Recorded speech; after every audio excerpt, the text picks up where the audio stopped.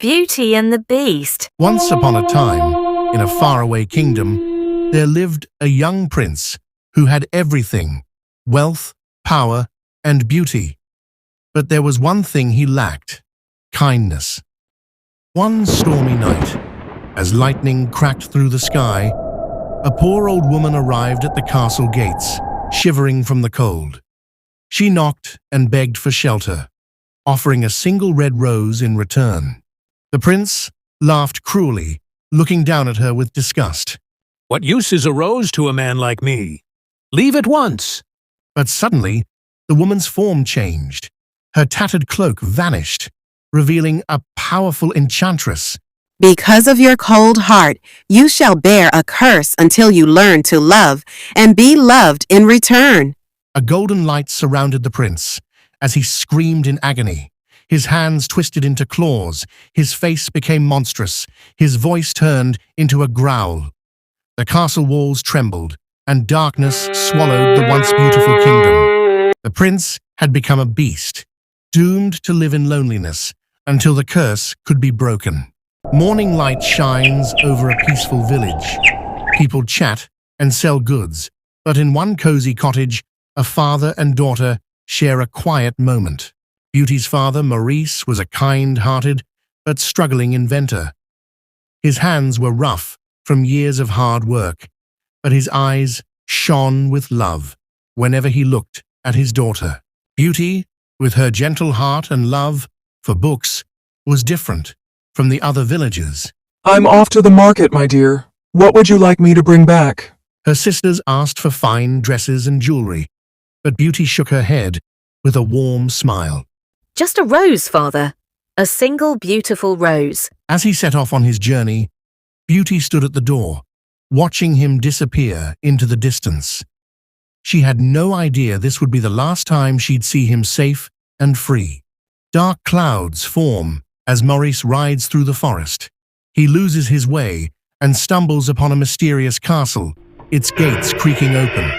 Inside, the air felt strange, as if the walls were whispering. On the table, a lavish feast was set, yet no one was there. He cautiously wandered through the castle until he found a magnificent rose garden. Remembering Beauty's wish, he carefully plucked a single red rose. But the moment he did, a deafening roar shook the ground. Maurice turned in terror. Before him stood a monstrous figure, covered in fur, eyes burning with rage. "Who dares steal from me?" "I meant no harm. It was for my daughter. She loves roses." The beast loomed closer, his claws scraping against the stone floor. "You must pay the price. You shall remain here forever."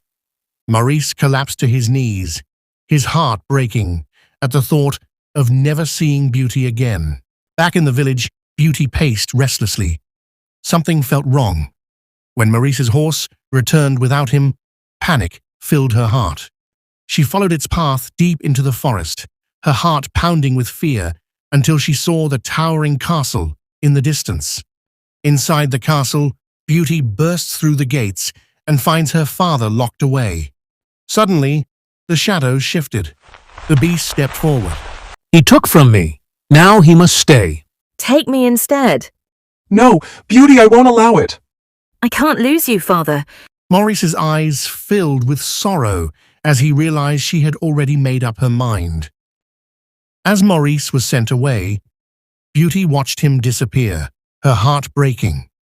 But deep inside, she knew she had no choice.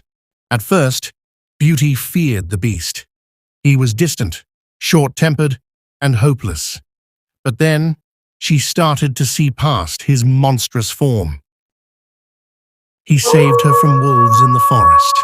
He gave her a grand library, knowing her love for books. He secretly watched over her, making sure she was safe. One evening, as they sat by the fire, Beauty looked into his eyes. You're not as terrifying as you pretend to be. The beast looked away, almost ashamed. "I was once worse."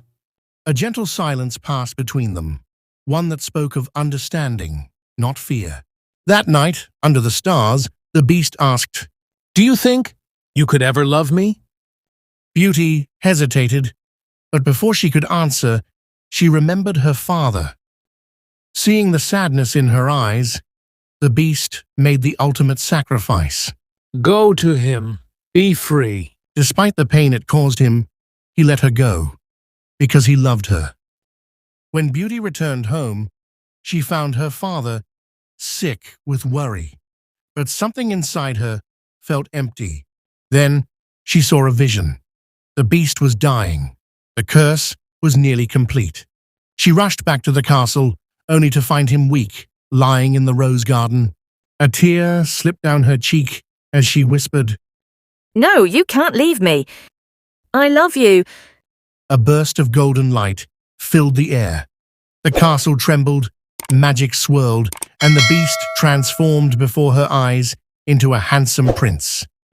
Beauty, your love has saved me. The servants became human again. The castle glowed with life, and Beauty and the prince stood together, hand in hand. And so, with love, kindness, and sacrifice, they lived happily ever after.